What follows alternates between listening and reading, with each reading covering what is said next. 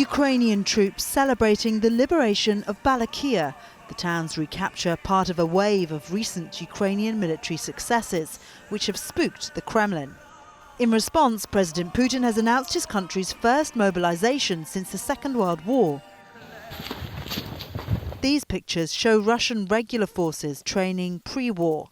Now, with their numbers heavily depleted, Moscow is calling up 300,000 reserves. But how will this strengthen their operational capability?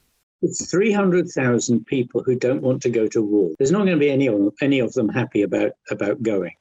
Secondly, remember that until maybe 5 or 6 years ago, a large amount of the Russian military were alcoholics and still are.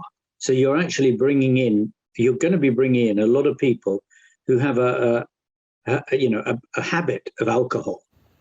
So you're bringing in 300,000 people who are low grade. Despite recent Russian efforts to improve the quality of their reservists are often ill-trained and low-skilled. Infantry, the Russian infantry is weak, and bodies in infantry just means more dead bodies, because they're not going to have the skills for coordinated fighting any more than the ones they've got already.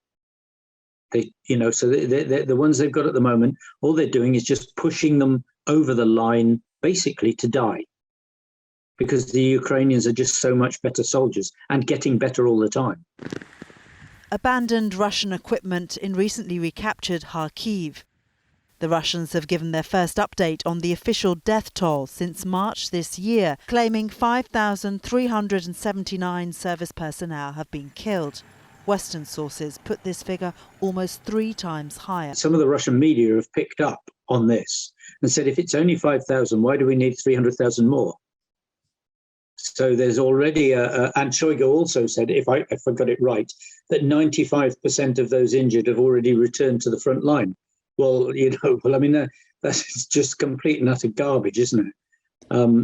Because it's not true. And as Ukrainian morale surges, the reverse is true of their enemy. They're not happy people. Lots of them have lost their friends. Lots of units have been destroyed, and I suspect that by now, much of the army understands it's a lost cause. And